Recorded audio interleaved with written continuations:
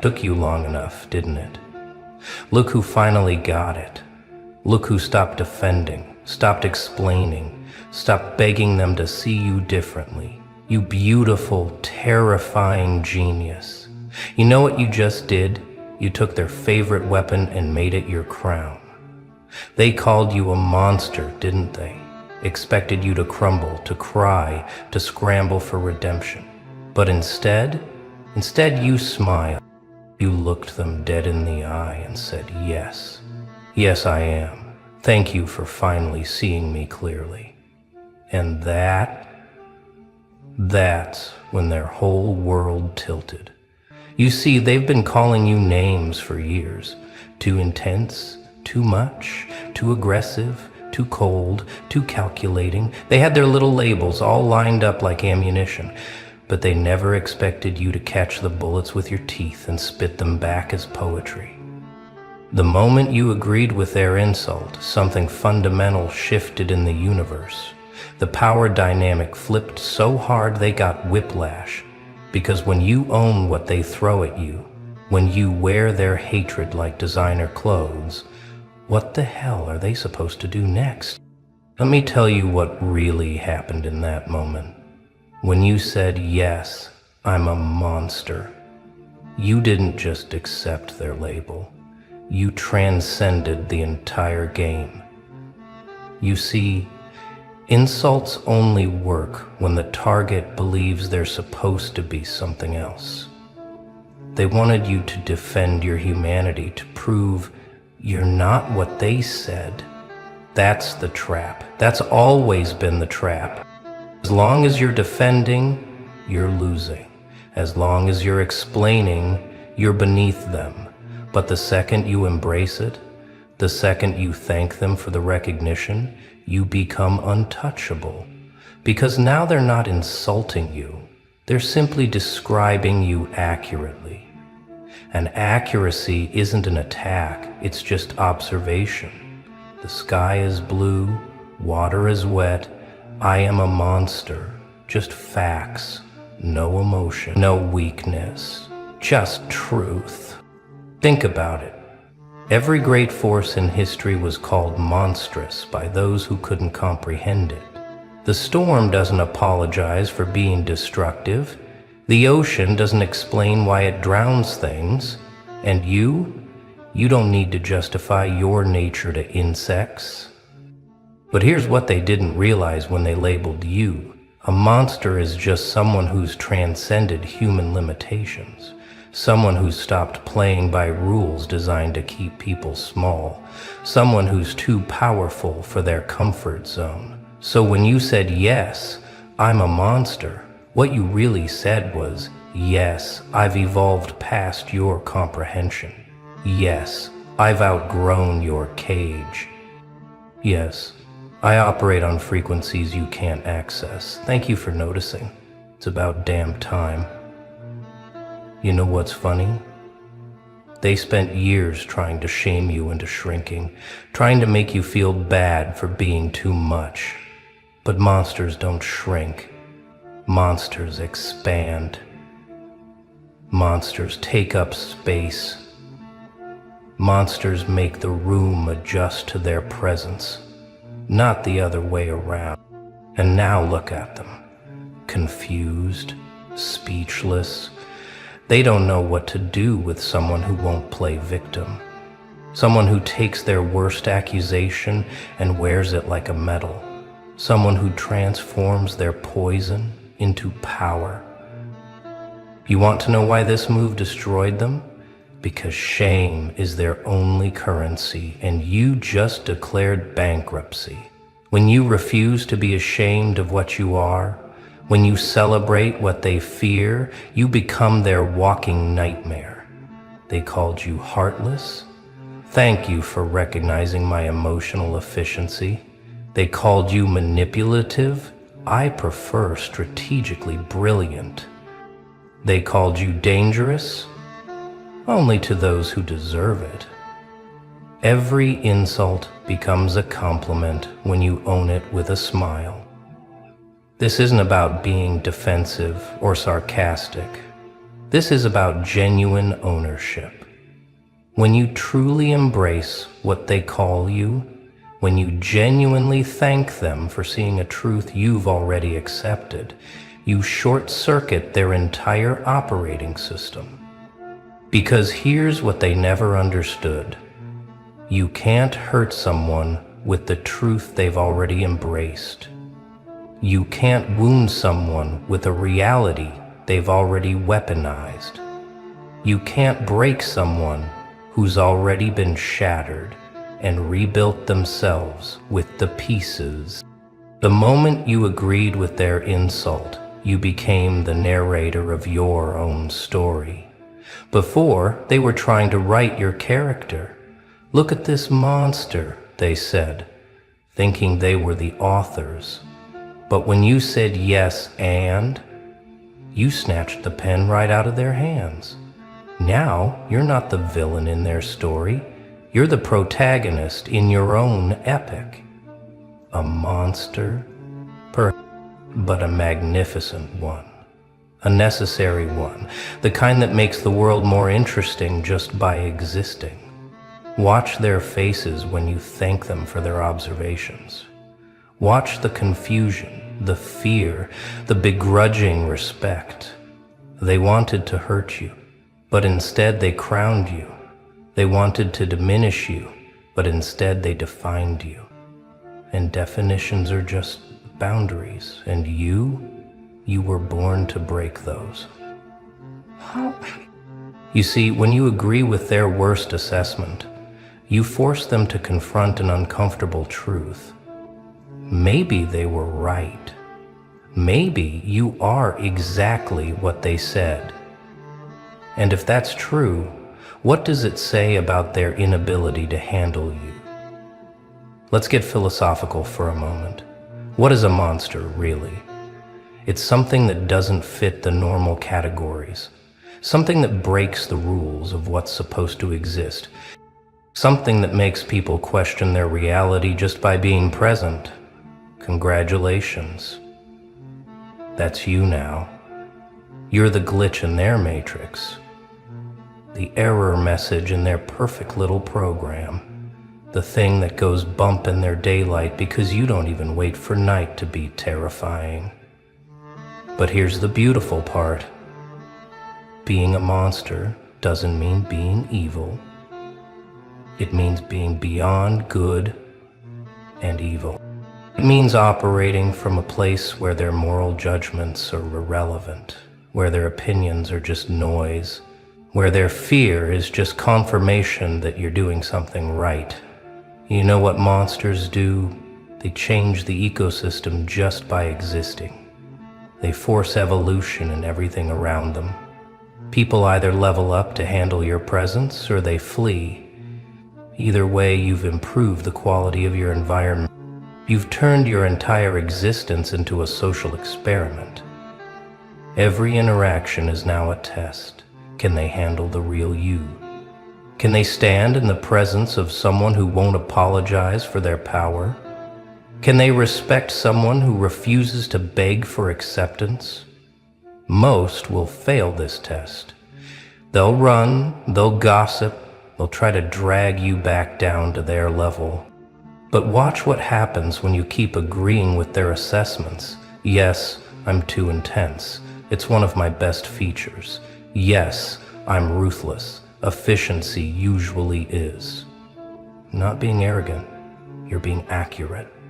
There's a difference between defending yourself and defining yourself. When you defend, you give them power. When you define, you take it all back. And the beautiful irony? The more you embrace their labels, the less accurate those labels become. Because a monster that owns its monstrosity transcends it. A villain who acknowledges their villainy becomes something else entirely. Something they don't have a word for yet. Here's what happens next.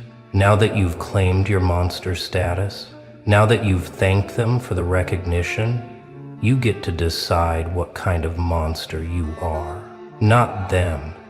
Never them. Only you. Are you the kind that protects what matters with terrifying efficiency? The kind that builds empires from the bones of what tried to break you? The kind that loves so fiercely it looks like destruction to those who've only known lukewarm affection? You get to write your own mythology now. Every action becomes part of your legend. Every word becomes scripture for those brave enough to follow your example. Every silence becomes more powerful than their screaming. Because when you stop asking for permission to exist, when you stop apologizing for taking up space, when you stop explaining your nature to those who could never understand it anyway, you become what they always accused you of being: unstoppable. Think about the strategic advantage you now hold. They've shown you their worst weapon, their words, their judgments, their attempts to shame you, and you've shown them it doesn't work. You've disarmed them completely. What are they going to do now? Call you more names? You'll thank them for the additional titles. Try to exclude you? You'll build your own kingdom. Attempt to make you feel bad? You'll turn their poison into fuel. You've become psychologically bulletproof, not because you don't feel, but because you've learned to digest their hatred like a delicacy. You've developed an immune system that turns toxins into strength. And here's the kicker: they know it. They see it in your eyes when you smile at their insults. They feel it in the air when you walk in unashamed. They taste it in the silence after you agree with their worst opinions of you. But this isn't just about you anymore. When you agreed with their insult, when you thanked them for calling you a monster, you didn't just free yourself. You lit a signal fire for every other person they've tried to shame into submission. Others are watching. Others who've been called too much, too intense, too different. They're seeing what happens when someone stops defending and starts owning. When someone stops shrinking and starts expanding. When someone stops apologizing and starts appreciating. You've become permission incarnate. Permission to be unapologetic.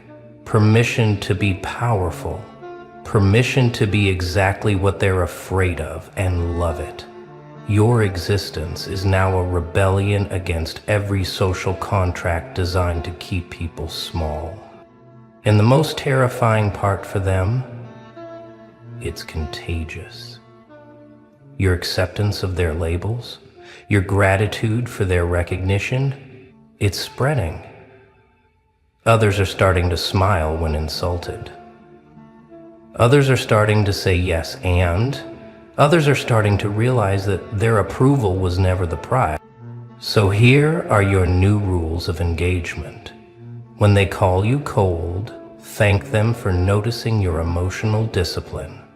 When they call you calculating, appreciate their recognition of your strategic mind. When they call you a monster, smile like they just handed you a crown. Because they did, they just don't know it yet. Every insult is an acknowledgement of your power. Every attempt to shame you is admission that you affect them. Every label they throw is evidence that you're living in their heads rent-free. You don't argue with their assessments anymore. You amplify them. You don't defend against their attacks. You absorb them and grow stronger. You don't explain your nature. You demonstrate it with every breath. The game has changed because you changed the rules. You're not playing defense anymore. You're not even playing offense. You've transcended the game entirely. You're the monster under their bed, and you're thanking them for providing such comfortable accommodations. Let's talk about why they're really afraid.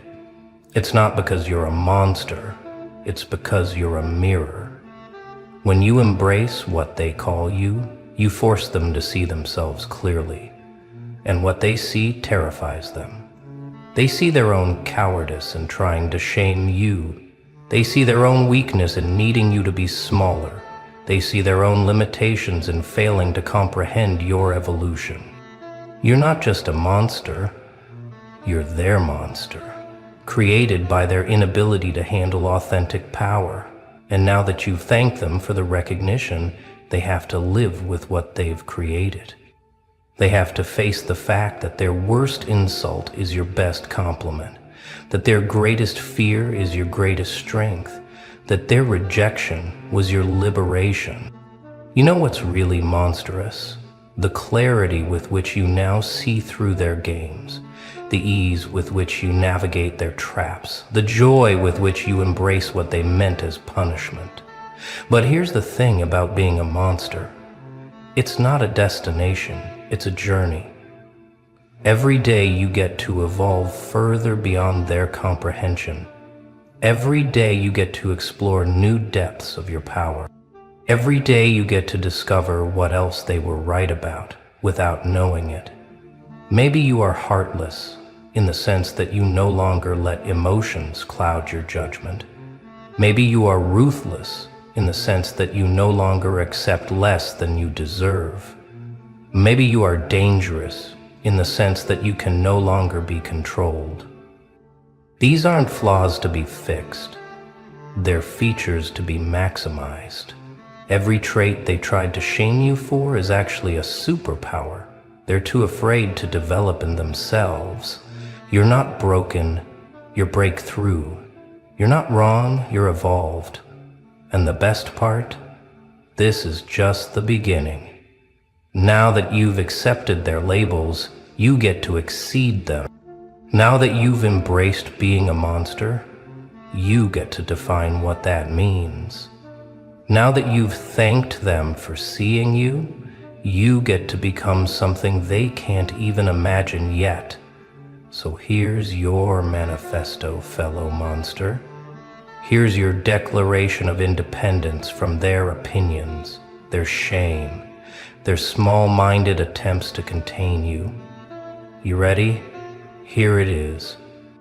I am what you called me and more. I am the monster you warned each other about, and I wear that title with pride. I am too much, too intense, too powerful for your comfort, and I thank you for noticing. I will not shrink.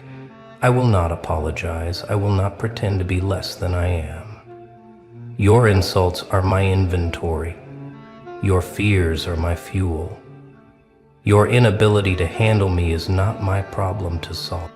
I am the monster in your story, but I'm the hero in mine, and my story is the only one that matters. I don't need your understanding. I don't need your approval. I don't need your permission to exist at full volume. I am the consequence of every time you tried to make someone small. I am the result of every person who chose power over pleasing you. Call me what you want. I'll thank you for the recognition and keep becoming more of what terrifies you, because your fear tells me I'm on the right path. Your discomfort confirms my growth. Your labels are just mile markers on my evolution. Now let's get practical. How do you apply this in real life? Simple. Next time someone tries to insult you, pause, smile, consider their word, then thank them, mean it. Find the kernel of truth in their attack and water it until it grows into your strength. You're so selfish. Thank you for noticing I've finally learned to prioritize myself. You're impossible to deal with. I appreciate you recognizing my high standards. You've changed. Thank you for acknowledging my growth. But here's the key. You have to mean it. This isn't sarcasm. This isn't deflection. This is genuine gratitude for their observation. Because whether they meant to or not, they've given you valuable information about how you're perceived, and perception is just another tool in your arsenal.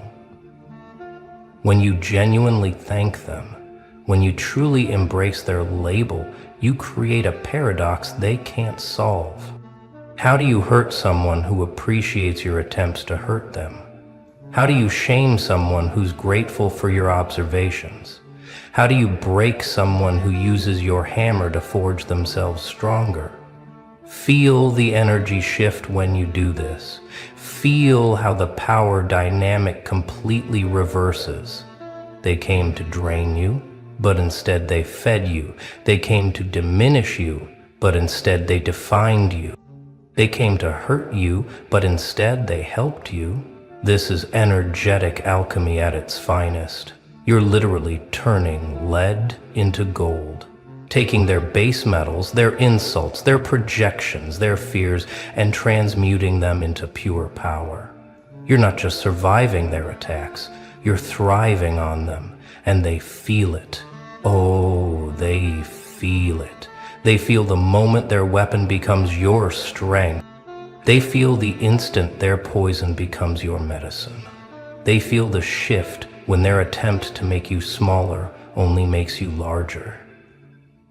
That's why they'll stop. Not out of respect, though that might come later, but out of self-preservation. Because every time they attack you now, they only make you stronger.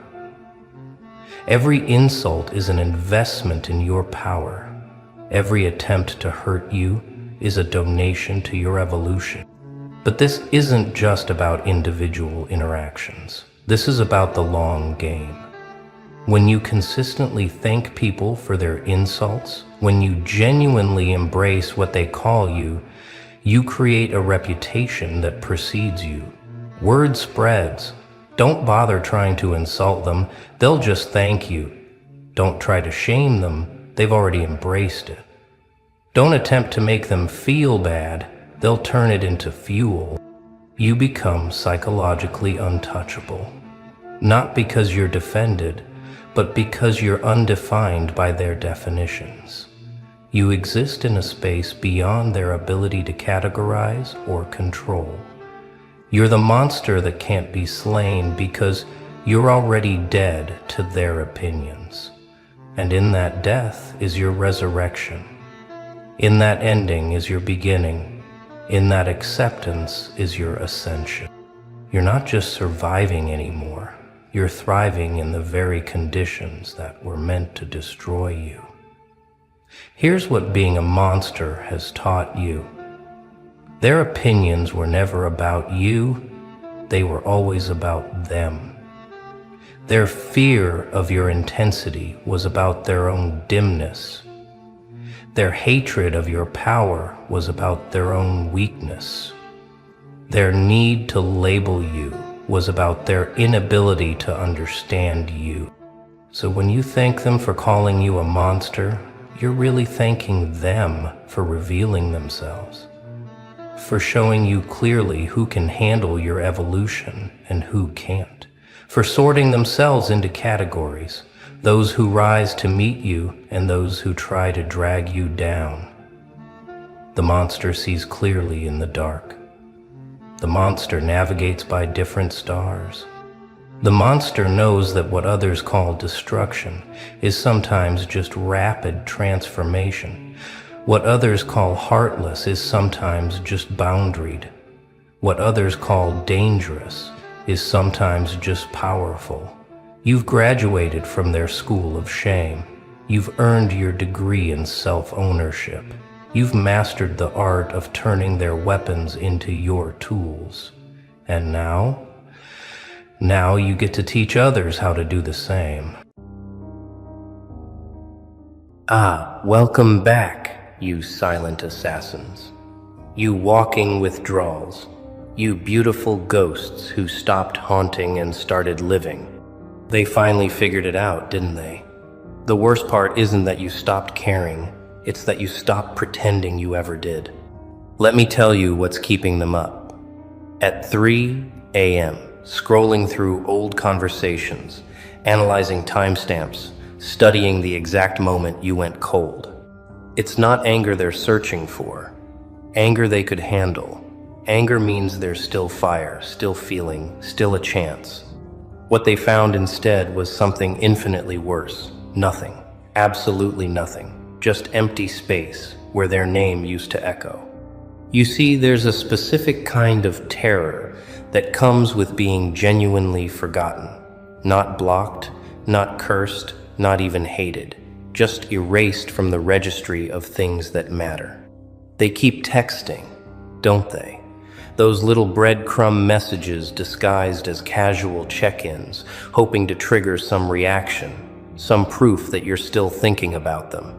But you're not angry, you're not bitter, you're not planning revenge, you're not even indifferent in the dramatic way. You simply moved on like they were a chapter in a book. You returned to the library 3 years ago, and that's what's eating them alive right now. Let's talk about what really happened here. Because they're spinning this narrative, trying to convince themselves and everyone else that you're playing games. They're telling people you're being petty, you're trying to hurt them, you're doing this for attention. But deep down in the parts of themselves they won't admit exist, they know the truth. You're not performing coldness. You're genuinely living a life where they don't exist. You're not checking if they viewed your story. You're not posting things hoping they'll see. You're not carefully crafting your happiness to make them jealous. You're just happy, and they're not part of the equation anymore, not even as a variable.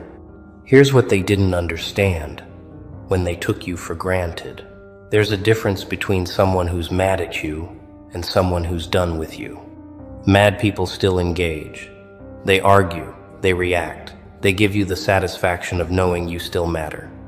But done people, they don't give you anything, not even the energy of hate. You became a stranger to them, not through effort, but through genuine emotional evolution. And that's the part that's destroying them, because it means they can't undo it, can't win you back, can't manipulate their way into relevance. The door isn't locked. It simply doesn't exist anymore. They're experiencing something truly poetic right now. The realization that indifference is the only thing worse than hate. Hatred means you still occupy space in someone's world, even if it's negative space. It's still real estate. But indifference means you've been evicted, deleted, removed from the property entirely. They're standing outside a building that was demolished months ago, still knocking on air, still shouting at foundations that were poured over. And every time they reach out, every time they try to reopen communication, they're confronted with the same reality. You're polite, you're civil, you're kind, even, but you're unavailable, emotionally, energetically, spiritually unavailable. Do you know what's happening in their group chats right now? They're analyzing your every move, trying to decode your social media posts, searching for hidden messages directed at them. Did you see what they posted? Is that about me? Why are they so happy? Who's making them laugh like that? They're running forensic analysis on your life, trying to find evidence of their impact, and coming up empty. Because you're not posting for them, you're not living for them, you're not even living in spite of them. You're just living, and they're realizing they're not even part of the story anymore. Not the villain, not the lesson, not even a footnote, just absent. Let me tell you what's really twisting the knife for them, though. It's not that you found someone better. It's that you found yourself better. You evolved, you healed. You became a version of yourself that doesn't need what they were offering. They're watching you thrive, not out of revenge, but out of genuine growth. And it's forcing them to confront something absolutely devastating. Maybe you didn't need them. Maybe you were always capable of this happiness, this peace, this power. Maybe they weren't the blessing they convinced themselves they were. Maybe they were just a delay, a detour, a lesson in what not to accept. And that realization, it's shattering their entire self-perception. Here's the psychology they're dealing with right now, and it's brutal. When someone hates you, it validates your importance in their life. It confirms you mattered enough to hurt them. But when someone is genuinely over you, it invalidates your entire narrative. Suddenly, all those times you thought you had power, all those moments you believed they couldn't live without you, all that confident swagger about being irreplaceable, it all crumbles. Because here they are very much living without you, thriving even, and you're forced to face the possibility that maybe you weren't as special as you thought. Maybe your absence was easier to fill than your presence was to tolerate. They're going through the stages right now: denial, anger, bargaining, depression, but they're stuck. They can't reach acceptance. Because acceptance would mean admitting you're actually gone, that the version of you who cared, who fought, who tried, who gave chances, that person died and isn't coming back. They keep looking for resurrection signs, hoping your coldness is just a phase, a test, a game. But every interaction, every polite but distant response, every time you treat them like an acquaintance, it reinforces the same crushing truth. You're not coming back because there's nothing to come back to. You didn't leave a relationship, you graduated from one. Let's go deeper into what they're feeling, because this is where it gets truly delicious. They're experiencing a unique type of grief, the grief of losing someone who's still alive and functioning perfectly fine without them. It's like watching your funeral from a distance, realizing nobody's crying the way you thought they would. They're seeing you at parties laughing, hearing about your success, your new connections, your growth, and none of it includes them, not even as a memory you mention, not even as a story you tell. You've effectively written them out of your narrative, and they're experiencing the existential dread of being a deleted character. Remember when they had access to you, when they could text at 2 a.m. and you'd respond, when they could show up unannounced and you'd make time, when they could hurt you and you'd forgive. They're mourning that version of you, the one who was available, accessible, emotionally invested. But here's what's destroying them. That version didn't die because of something they did one time. It died because of everything they didn't do repeatedly. You didn't wake up one day and decide to stop caring. It was a slow erosion, a gradual realization, a quiet death of investment. And now they're facing the consequences not through your anger, but through your absence. They're trying to provoke you right now, aren't they? Posting things they know you'll see, saying things through mutual friends, dating people who look like you, trying desperately to get any reaction. Because any reaction would mean you still care, would mean they still have power, would mean this indifference is performative. But you're not reacting. You're not even pretending not to see. You genuinely don't care what they do, who they're with, what they say. And that's the final nail. They can't manipulate someone who's genuinely detached. They can't hurt someone who's genuinely healed. Can't control someone who's genuinely free. Here's what they're understanding now. Probably for the first time in their life, actions have permanent consequences. They thought they could treat you however they wanted, and you'd always be there. Thought your love, your patience, your forgiveness was infinite. They tested boundaries, pushed limits, took advantage, and you let them for a while. Because you're not cruel, you give chances, you believe in growth. But there was a final straw. They didn't see coming, didn't recognize, didn't think existed. And when you reached it, you didn't explode, you didn't rage, you didn't give them the dramatic exit. They could paint themselves as victims of you, just quietly, internally, completely checked out. Now they're dealing with something called emotional object permanence, or rather the lack of it. When you're gone, you're actually gone. You're not sitting around thinking about them, processing them, healing from them. You processed, you healed, you moved on, and now, when they're not in front of you, they literally don't exist in your consciousness. It's like they were a song you used to know all the words to, but now when it plays, you can't even remember why you liked it. This isn't closure. This is something more final than closure. This is complete emotional neutrality, the kind that can't be reversed because it's not based on hurt. It's based on evolution. They're probably telling people you're cold now, heartless, different, not the person they knew. And you know what? They're right. You're not that person anymore. Because that person was exhausted from caring about people who didn't care back. That person was depleted from giving to people who only took. That person was broken from loving people who only knew how to damage.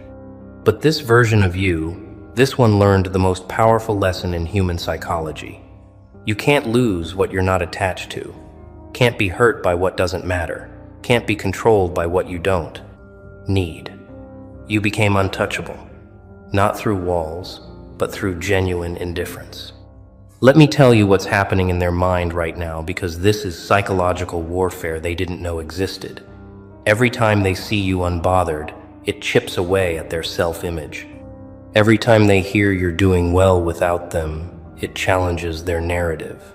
Every time they realize you're not even thinking about them, it creates cognitive dissonance they can't resolve. Because they need to believe they mattered. They need to believe their presence was significant, their absence impactful. But you're living proof that neither was true, that they were replaceable, forgettable, survivable. And that's an identity crisis they're not equipped to handle. They're experiencing what psychologists call the devaluation reversal. When they had you, they devalued you, took you for granted, treated your presence like a given. Now that you're gone, they're overvaluing what they lost, romanticizing what you had, rewriting history to paint themselves as victims of your coldness. But here's the thing, you're not rewriting anything. You remember exactly what happened, exactly how you were treated, exactly why you left. You're just not angry about it anymore. Anger requires caring, and you don't. You've reached a place of pure objective truth. They weren't good for you. You're better without them. Case closed. This is where it gets really interesting, because they're starting to notice patterns. Every person who genuinely leaves them does the same thing. Eventually stops responding, stops caring, stops being affected, and they're beginning to suspect. Maybe the problem isn't that everyone else is cold. Maybe the problem is they don't know how to value people until they're gone. But that level of self-reflection requires humility. They don't possess accountability. They refuse to accept.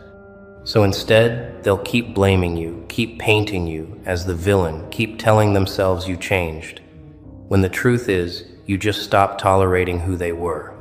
And that distinction, it's everything. You know what's beautiful about where you are right now? You're not trying to prove anything. You're not posting cryptic quotes, hoping they'll see.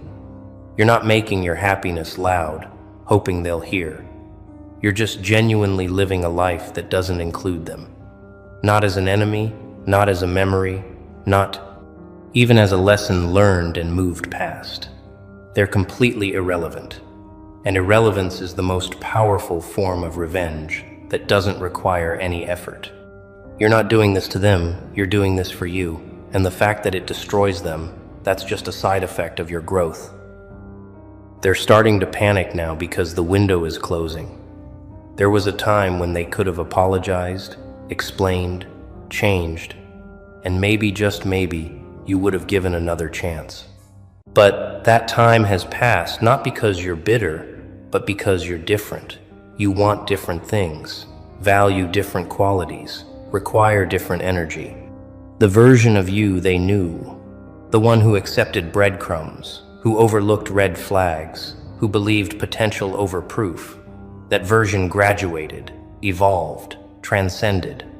And this new version doesn't have space for people who need 100 chances to do what should have been done naturally, being decent. Here's what they'll never understand about indifference. It's not the opposite of love. Hate is. Indifference is the absence of love, the void that remains when caring dies. Hate still requires emotional investment, still needs energy, still proves you matter. But indifference proves you don't. Not anymore. Not ever again. They're experiencing the difference between being left and being outgrown, being blocked and being forgotten, being hated and being nothing, and nothing. That's what's breaking them, slowly, quietly, completely. Because how do you fight nothing? How do you win back someone who isn't fighting you? They're just not including you. They're probably cycling through old messages right now, reading conversations, trying to pinpoint where it went wrong. Was it that argument, that broken promise, the time they chose someone else over you? But here's what they're missing. It wasn't one thing. It was everything, accumulated, compressed, concentrated, until it reached critical mass. You didn't leave because of the last straw. You left because you finally saw the whole haystack for what it was. A pile of disappointments held together by your hope. And once you saw it clearly, leaving wasn't emotional. It was logical, not a breakdown, but a breakthrough. Not rage, but clarity. Not hate, but indifference. Pure, simple, complete. Now they're dealing with replacement anxiety, watching you build connections, form bonds, create relationships with people who actually value you. And they're seeing in real time what they could have had if they'd just been better. Every person who treats you right is a mirror showing them their failures. Every moment you laugh with someone else is evidence. They were replaceable every time you thrive. Without them is proof they were never necessary. And that's a level of obsolescence. The ego can't handle being proven unnecessary to someone's happiness, being demonstrated as subtractable from someone's life equation, with the answer still coming out positive. Let's talk about the text they're sending right now, the casual, "Hey, how are you?" The nostalgic, "Remember when?" The guilt-trippy, "You really changed." The aggressive, "You think you're better than me now." They're throwing everything at the wall, hoping something sticks, hoping something triggers you back into caring, back into engaging, back into giving them the power they once had. But you're not biting. You're responding when appropriate, being kind but boundaried, polite but distant. You're treating them exactly how you'd treat any acquaintance, and that's what's killing them. Being downgraded from main character to background extra in your story. They're learning a brutal lesson right now, one that most people never learn until it's too late. People don't leave because you hurt them. Once people leave because you hurt them consistently, and they finally love themselves more than they loved you. You didn't leave in anger. You left in clarity. You didn't leave to hurt them. You left to save yourself. And now they're experiencing the aftermath not of your revenge, but of your recovery, not of your bitterness, but of your growth. They're casualties of your evolution, collateral damage of your healing witnesses to what happens when someone finally chooses themselves. Here's the part that's truly destroying them, though. It's not that you're over them, it's that you're over them genuinely. There's no performative healing, no fake it till you make it, no secretly still caring but pretending not to. You actually moved on, actually rebuilt, actually became someone who doesn't need what they offered. And they can feel it in your energy, your tone, your responses, or lack thereof. There's no anger to diffuse, no hurt to exploit, no guilt to manipulate, just emptiness where they used to exist. And emptiness can't be negotiated with, can't be charmed, can't be manipulated back into caring. They're probably going through your social media right now, analyzing every post, every picture, every interaction, trying to find evidence that you're not really over it, that this is all an act.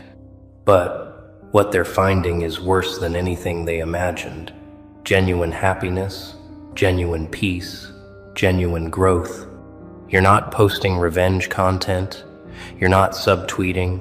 You're not doing any of the things people do when they're still emotionally invested. You're just living, and they're not part of that life. Not in the pictures, not in the stories, not in the memories you're making.